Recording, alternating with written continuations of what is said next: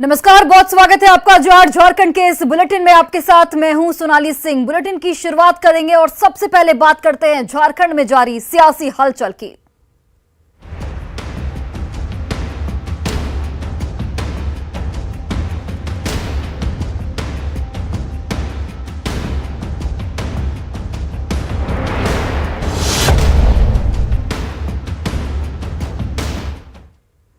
और बिल्कुल सूत्रों के हवाले से इस वक्त सबसे बड़ी खबर आपको बताते चले, यूपीए की बैठक में विरोध की आशंका जाहिर की गई है। शाम 4 से 4:30 बजे के बीच बैठक रखी गई है और इस बैठक में विरोध की आशंका जाहिर की गई है। कई विधायकों को बाहर घूमना पसंद नहीं आया। बाहर घूमने पर तमाम विधायक विरोध जता सकते हैं। जनता में गलत संदेश जाने का यहां पर विधायकों की ओर से हवाला दिया जा सकता है। तो बड़ी खबर, बड़ी जानकारी आपको दे रहे हैं सूत्रों के हवाले से, जहां पर आज शाम 4 से 4:30 बजे यूपीए की बैठक होगी और इस बैठक में कुछ विधायकों की ओर से विरोध जाहिर किया जा सकता है। कल जिस तरीके से झारखंड की पॉलिटिक्स पूरे दिन बिल्कुल चरम पर रही और अब उसका विरोध भी साफ तौर पर देखने को मिल सकता है। इस खबर पर ज्यादा जानकारी के साथ हमारे सहयोगी संजय कुमार सिन्हा इस वक्त लाइव जुड़ चुके हैं। सीधे उनका रुख करते हैं। संजय, झारखंड की राजनीति में कल एक नई चीज देखने को मिली, पिकनिक पॉलिटिक्स। पिकनिक के जरिए तमाम विधायकों ने एकजुटता का संदेश दिया, लेकिन अब क्या ये कह सकते हैं कि यही पिकनिक अब इन पर भारी पड़ सकती है? देखिए, आप एक नई चीज आप देख रहे हैं कि पीपी, चाहे झारखंड में पीपी इन दोनों बड़ा फेमस है। पीपी चाहे प्रेम प्रकाश कहिए या पीपी कहिए, पिकनिक पॉलिटिक्स। आप यहाँ देख रहे हैं, कल आपने जिस तरीके से सियासी तूफान के बीच विधायकों की मौज मस्ती देखी आपने, तो तमाम एक करके जो सूत्रों से मिली जानकारी है कि जो कुछ पार्टी के कुछ वरिष्ठ विधायक हैं, उन्हें यह पिकनिक पॉलिटिक्स रास नहीं आ रहा। उन्हें लगता है कि जिस मुद्दे पर सरकार को चुना गया है, बुनियादी सुविधाओं को लेकर, बुनियादी मुद्दों को लेकर, शायद जनता के बीच इसको लेकर इस तरह की तस्वीरें गलत मैसेज दे सकती हैं। चूंकि सरकार अभी हो सकता है कि जिस तरीके से राजभवन से कोई अभी कर सकते हैं, जिस तरह भारत निर्वाचन आयोग से कोई अधिसूचना जारी नहीं की गई है, क्या कुछ हो सकता है, ऐसी तमाम चीज़ों को लेकर के सीएम हाउस में इंतजार कर रहा है। लेकिन इसी बीच जब तस्वीरें आती है कि कोई यहाँ पर जा रहा है, यानी वहाँ पर कल जैसे खूंटी के लतातू डैम गए, वहाँ से तस्वीरें सामने आई। तमाम चीज़ों को लेकर लोग अलग अलग परसेप्शन से देख रहे हैं। कुछ विधायक इन चीज़ों को ये देखते हैं कि जैसे कुछ वरिष्ठ विधायक, उन्हें लगता है कि ये चीज़ें ठीक नहीं है, जनता गलत नजरिए से देखेगी। लेकिन आज जो यहाँ पर विधायकों का जुटान देखने को मिलेगा, लेकिन ये विधायकों का जुटान आपको दोपहर बाद देखने को मिलेगा। शाम 4 से 4:30 बजे के बीच यहाँ बैठक होगी और बैठक में अगली रणनीति, चूंकि जैसे जैसे तारीख बीत रही है, दिन गुजर रहा है, धड़कनें भी तेज हो रही है, रणनीति उसी के हिसाब से बदल रही है। आपसे ये भी जानना चाहेंगे कि कौन कौन से वो विधायक हैं, क्या उन विधायकों के नाम सामने आए हैं जो विरोध जाहिर कर सकते हैं? देखिए, फिलहाल तो हम इनको नाम का खुलासा नहीं कर सकते हैं, क्योंकि अभी जो कि नाम नहीं बताने की शर्त पर ही कुछ चीज़ें रहती हैं। और जैसे जैसे चीज़ें आएंगी, जब कुछ ऐसा होगा तो हम खुद आपको न्यूज पर सबसे पहले हम बताएंगे कि ऐसे कौन से विधायक। बिल्कुल, चलिए संजय, आप नजर बनाए रखिए, अपडेट के लिए वापस लौटेंगे। फिलहाल के लिए आपका बहुत बहुत धन्यवाद तमाम जानकारियां देने के लिए। बढ़ते हैं आगे। झारखंड प्रदेश कांग्रेस प्रभारी अविनाश पांडे ने कहा है कि यूपीए गठबंधन पूरी तरह से एकजुट है और सरकार को कोई खतरा नहीं है। प्रदेश प्रभारी पांडे नई दिल्ली से कल रांची पहुंचे, जहां उन्होंने पार्टी नेताओं के साथ ताजा राजनीतिक हालातों पर चर्चा की।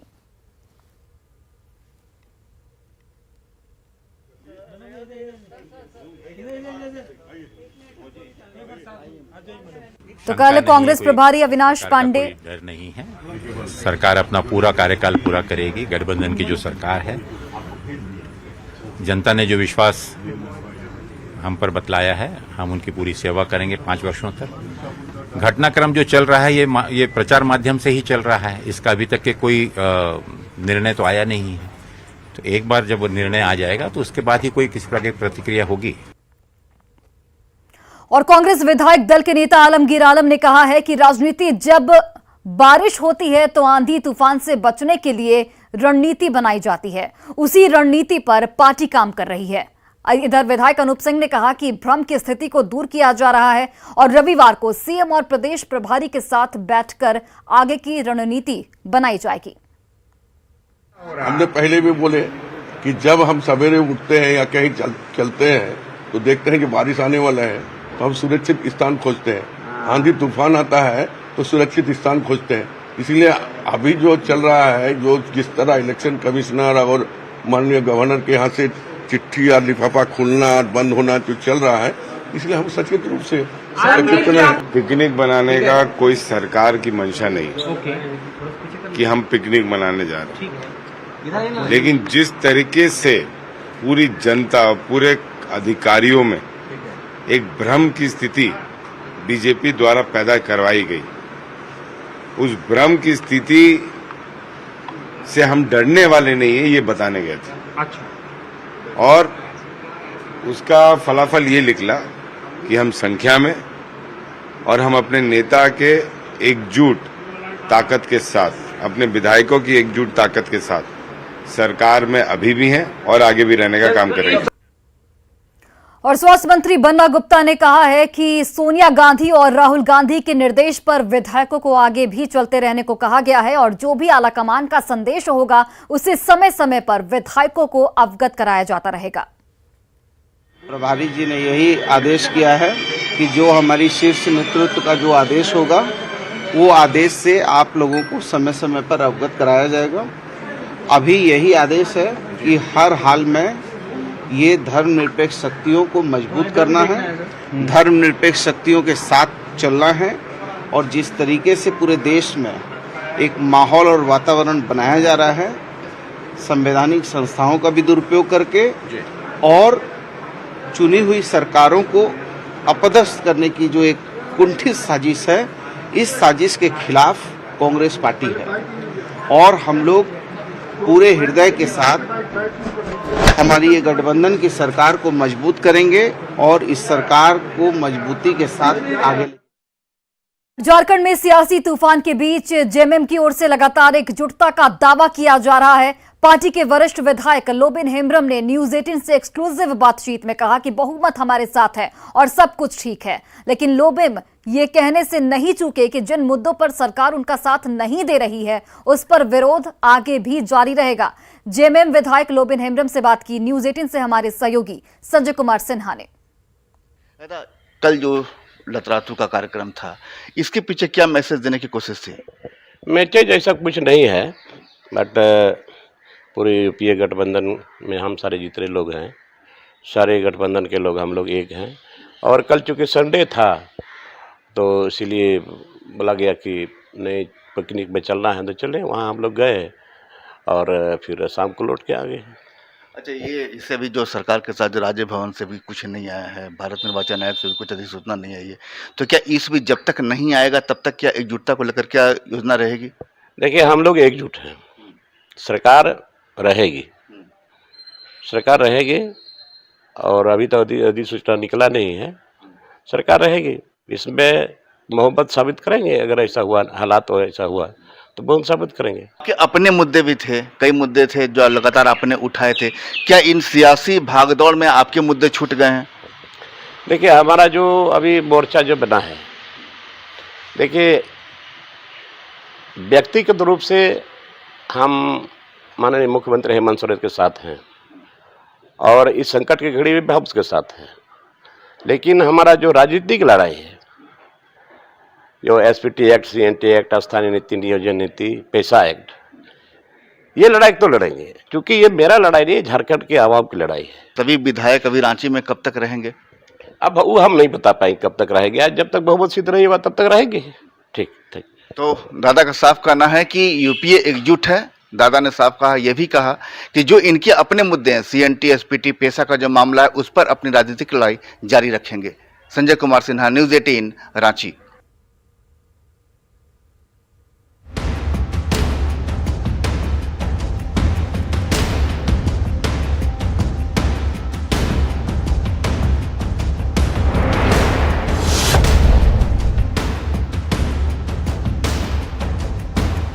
और बड़ी खबर आपको दुमका से बताते चले, जहां पर एक तरफा प्यार में जिंदा जलाई गई युवती की रांची में इलाज के दौरान मौत हो गई। यहां मंगलवार को सरफराज शाहरुख ने नगर थाना क्षेत्र की जरवाडी निवासी युवती को पेट्रोल छिड़ककर जिंदा जला दिया था। घर में सोते वक्त इस घटना को अंजाम दिया गया था, जिसके बाद पीड़ित को बेहतर इलाज के लिए रांची रिम्स में भर्ती कराया गया, लेकिन इलाज के दौरान उसकी मौत हो गई। आपको बताते चले कि 5 दिन पहले सिरफिरे युवक शाहरुख हुसैन ने पेट्रोल छिड़ककर उसे आग के हवाले कर दिया था। पुलिस ने आरोपी को फिलहाल गिरफ्तार कर लिया है।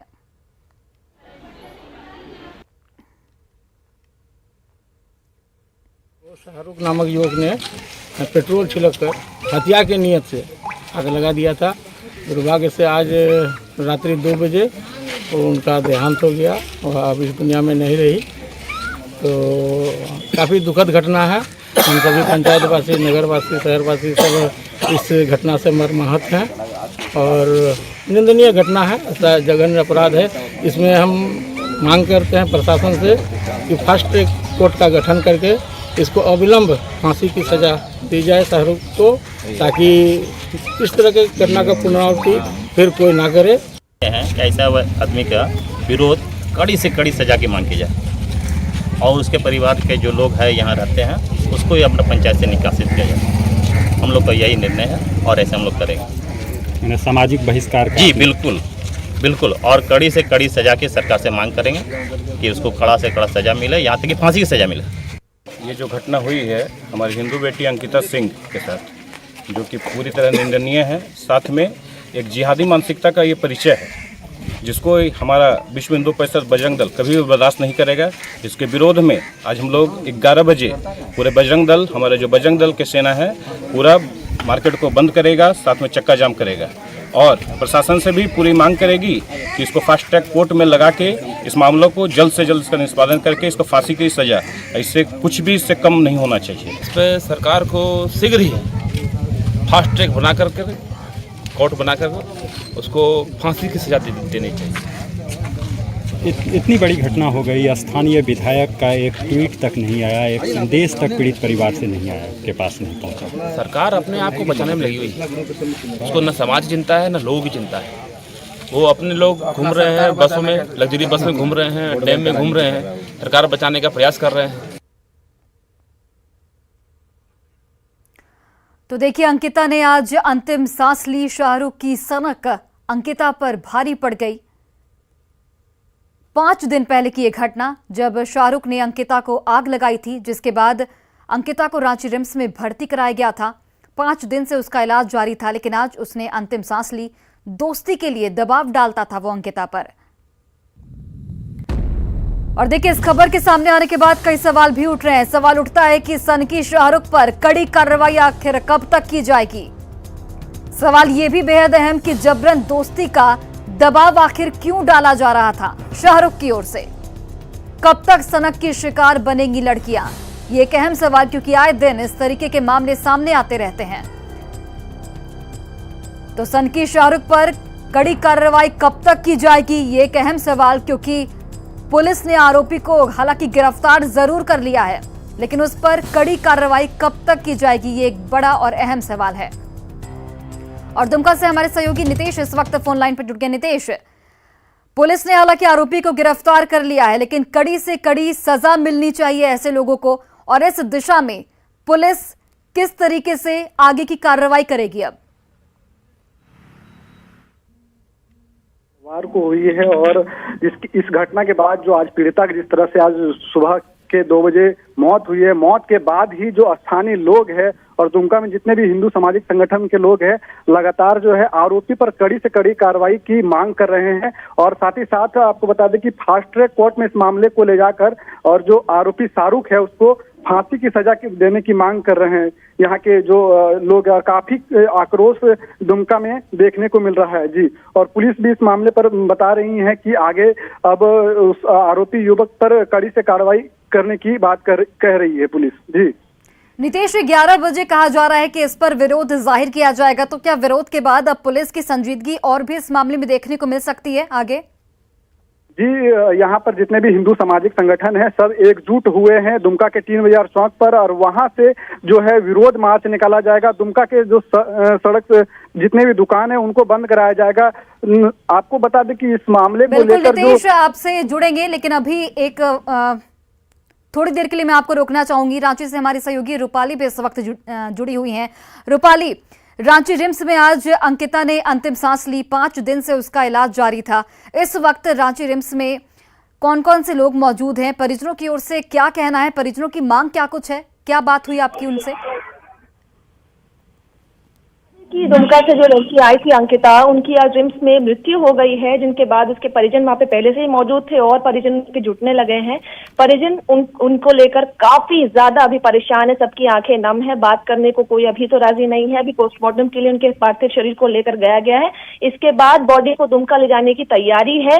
वही लड़की की, अंकिता की, पीड़िता की एक वीडियो भी आई है, जहां पर मौत से पहले उन्होंने सीधा मांग किया है कि जो भी उसके साथ ये किया है, शाहरुख जो आरोपी है जिसने इसके साथ किया है, उसके साथ कड़ी से कड़ी उसको सजा मिली। उसके वीडियो में उसने साफ साफ ये मांग किया है कि उसने बताया भी कि उसकी तबीयत कैसे खराब हो रही है दिन ब दिन, और जिसने उसके साथ ये किया है उसके साथ कड़ी से कड़ी सजा हो और उस लड़की को बिल्कुल जस्टिस मिल पाए। इस वीडियो में उसने कोट किया है। फिलहाल इनकी बॉडी का पोस्टमार्टम चल रहा है, जिसके बाद उन्हें उनके शहर, उनके जिला दुमका की ओर लेकर जाया जाएगा। उनके भाई वहां पर अस्पताल में मौजूद है और काफी ज्यादा सेंसिटिव माहौल है, कोई भी अभी फिलहाल बात करने के लिए राजी नहीं है। चलिए रूपाली, आप बने रहिए हमारे साथ और देखिए मौत से पहले अंकिता ने क्या कुछ कहा था, वो अब आपको सुनाते हैं। पापा को 10 बजे रात को आया, पापा को बोले, पापा ने ठीक है सुबह होगा तो देखते हैं, और सुबह 4 बजे आके खिड़की से पेट्रोल फेंक के और आग जला के भाग गया। तो पेट्रोल कहाँ पर फेंका गया था? पेट्रोल एक डिब्बा में 2 लड़का था, वो और एक छोटुआ था। उसके साथ और एक लड़का हम था। खिड़की खोल के देखे थे। आप मुस्लिम बहुल क्षेत्र में रहती हैं? ना, वहाँ पे ज़्यादा मुस्लिम है वो कौन। नाम क्या है उनका? शाहरुख। और उसके साथ एक लड़का जो है? हाँ, छोटू। और आपको शरीर में कहाँ कहाँ प्रॉब्लम आया? सब जगह आया, टोटल जगह, अभी मुँह थोड़ा सा छोड़ा गया, बाकी पूरा शरीर में प्रॉब्लम? हम घर में अपने पापा को 10 बजे रात को आया, पापा को बोले, पापा ने ठीक है सुबह होगा तो देखते हैं, और सुबह 4 बजे आके खिड़की से पेट्रोल फेंक के और आग जला के भाग गया। तो पेट्रोल कहाँ पर फेंका गया था? पेट्रोल एक डिब्बा में 2 लड़का था, वो और एक छोटुआ था। हम उसके साथ और एक लड़का हम था। खिड़की खोल के देखे थे। आप मुस्लिम बहुल क्षेत्र में रहती हैं? ना, वहाँ पे ज़्यादा मुस्लिम है वो कौन। नाम क्या है उनका? शाहरुख। और उसके साथ एक लड़का जो है? हाँ, छोटू। और आपको शरीर में कहाँ कहाँ प्रॉब्लम आया? सब जगह आया, टोटल जगह, अभी मुँह थोड़ा सा छोड़ा गया, बाकी पूरा शरीर में प्रॉब्लम?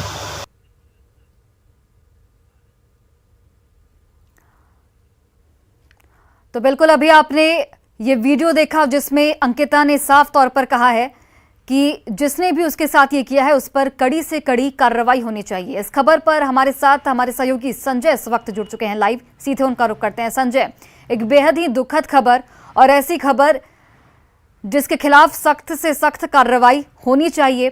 फास्ट ट्रैक कोर्ट का गठन करने की यहाँ पर बात सामने आ रही है ताकि आरोपी को जल्द से जल्द सजा दी जा सके। क्या अपडेट आपके पास? देखिए, अभी मैं भी अंकिता की आवाज़ को सुन रहा था, सुनकर मेरा भी कलेजा कांप गया। वास्तव में एक सभ्य समाज में इस तरह की घटना की कभी कल्पना भी नहीं की जा सकती। एक तरफा प्यार का मामला है और कोई किसी को इसके लिए बाध्य नहीं कर सकता कि आपकी तरफ से भी पहल हो। लेकिन ठीक है, दुमका में जैसे ये घटना हुई, राजधानी रांची में भी इस घटना की गूंज उठेगी यहाँ पर। और जब यहाँ से सरकार के यहाँ पर जो है लोग पहुँचेंगे, जनता के नुमाइंदे पहुँचेंगे, दुमका से प्रतिनिधि पहुँचेंगे, विधायक पहुँचेंगे, हम ये सवाल उनके सामने भी रखेंगे, न्यूज 18 पे सवाल रखेंगे कि वास्तव में दुमका में जिस तरह की घटना हुई है, क्या वास्तव में सरकार अपनी तरफ से इस मामले में क्या पहल करेगी।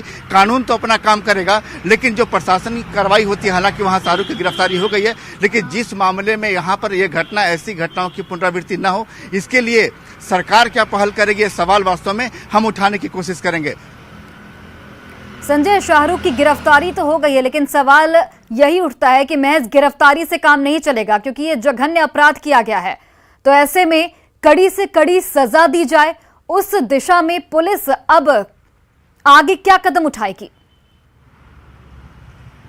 देखिए, सबसे पहले जब से पुलिस अब शाहरुख से पूछताछ हो गया, सबसे पहले बात जैसे ही शाहरुख को जब उसको हिरासत में ले लिया गया, गिरफ्तारी हो गई है, तो जाहिर है कि फास्ट ट्रैक कोर्ट के जरिए जल्द से जल्द इस मामले की सुनवाई की कोशिश होनी चाहिए।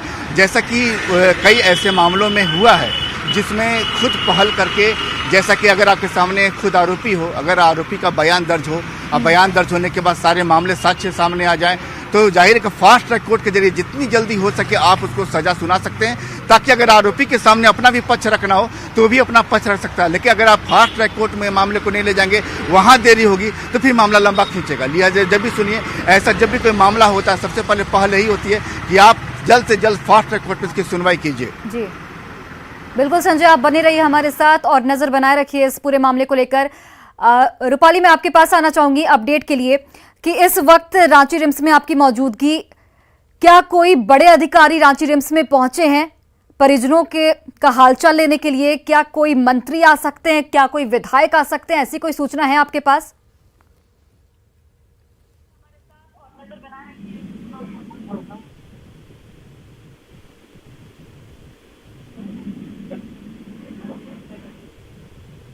रूपाली, आप तक आवाज आ पा रही है हमारी? तो कुछ तकनीकी खामियों की वजह से रूपाली से हमारा संपर्क नहीं हो पा रहा है। तो देखिए, ये एक बड़ी खबर आपको बता रहे हैं, बेहद दुखद खबर, और आपको बताते चले कि आरोपी की हालांकि इस पूरे मामले में गिरफ्तारी हो चुकी है, लेकिन अब सवाल यही कि आखिर कड़ी से कड़ी सजा कब दी जाएगी। गिरिडीह के मधुबन में बीजेपी का 3 दिवसीय प्रशिक्षण शिविर जारी है। इसमें शामिल होने पहुंचे पूर्व मुख्यमंत्री रघुवर दास ने हेमंत सोरेन की सरकार पर जमकर निशाना साधा। रघुवर दास ने झारखंड में चल रहे राजनीतिक अस्थिरता का जिम्मेदार सीएम को ठहराया है। उन्होंने कहा कि हेमंत सोरेन ने लोकतंत्र को राजतंत्र में बदलने का प्रयास किया है। मुख्यमंत्री ने मनमाने तरीके से खुद माइनिंग का लीज लिया, जिसकी वजह से इलेक्शन कमीशन ने कार्रवाई की। रघुवर दास के मुताबिक हेमंत सोरेन ने खुद अपने पैर पर कुल्हाड़ी मारी है। में जो राजनीतिक अस्थिरता का वातावरण है, इसके लिए कोई एक व्यक्ति जिम्मेदार है तो वह है माननीय मुख्यमंत्री हेमंत सोरेन जी। अपने पैर पर उन्होंने अपने ही कुल्हाड़ी मारा है। और ये राजतंत्र नहीं है, ये लोकतंत्र है। राजतंत्र में राजा जो चाहे सो चलता है। ये राजा को लगा है परिवारवाद का शासन करने वालों को कि हम अपने नाम पर लीज ले ले, अपने परिवार सगे संबंधी सबको लीज दे दे। उनको ये नहीं पता था कि इस देश में लोकतंत्र है।